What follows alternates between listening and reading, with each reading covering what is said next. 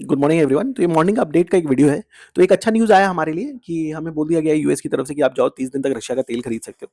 तो ये क्रूड ही सबसे बड़ा तलवार था हमारे ऊपर इस युद्ध के कारण कि अगर क्रूड बहुत ज़्यादा महँगा हो जाएगा तो हमारा फिर क्या है बैलेंस ऑफ पेमेंट में थोड़ा-सा करंट अकाउंट डेफिसिट हो जाएगा। क्योंकि हम तेल क्या है ना रशिया से थोड़ा सस्ता में खरीदते हैं, बाज़ार भाव से सस्ता में खरीदते हैं। तो this will be well appreciated by the market. But क्या है ना आप तेज़ी नहीं पकड़ सकते हो। बाज़ार में क्यों नहीं तेज़ी हो रहा है? देखिए क्या है ना ताइवान और कोरिया, कोरिया 100-100% से अपना अर्निंग बढ़ा रहा है, ताइवान 25% से अपना अर्निंग बढ़ा रहा है। हमारा जो 1 अप्रैल से विजिबिलिटी है वो लग रहा है कि 15% से अर्निंग बढ़ेगा। हमारा जो पी मल्टीपल है वो 20 के करीब है। और उनका जो बाकी देशों का जो पी मल्टीपल है वो सिंगल डिजिट है। तो मुझे नहीं लगता कि एफआई तुरंत ही ये इंडिया वापस आ जाएँगे क्योंकि ये एआई प्ले है ना थोड़ा लंबा चलने वाला है। युद्ध और गिरने का भी अपना आसार नहीं है क्योंकि अपना जो वैल्यूएशन है वो 21 के करीब है पी का। इस बार का जो अर्निंग आया था उसमें 3-4% का इम्पैक्ट आ गया था ये लेबर कोड के कारण। अगर ये लेबर कोड नहीं होता तो हमारा पी और सस्ता होता।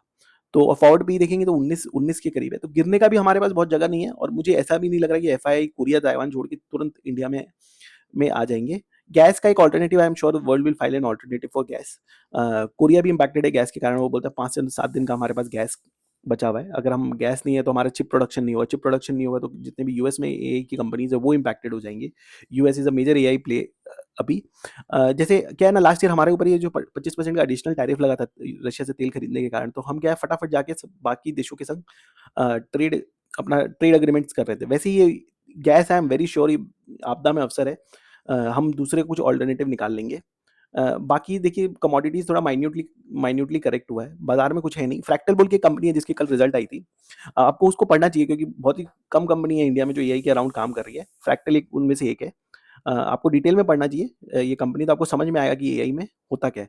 इंडिया का जो 2 मेजर कंसर्न है ना जो ये युद्ध से रिलेटेड नहीं है। पहला तो क्या है ना कि ये एआई के कारण मुझे लगता है कि आईटी कंपनी ज़्यादा अच्छा करेगी। बिकॉज़ सिस्टम में क्या है कि आपको तो एआई बैठाना पड़ेगा ना। तो ये आईटीओ का काम तो बढ़ जाएगा लेकिन हो सकता है काम करने के लिए लोग कम लगेंगे। 100 की जगह हो सकता है 20-30 लोग ही लगेंगे। तो ये 20-30 लोग जो लगेंगे तो ये 70 लोग क्या करेंगे? देखिए IT industry, BPO, KPO, call centres मिला के ना कुछ 4 करोड़ लोग काम करते हैं।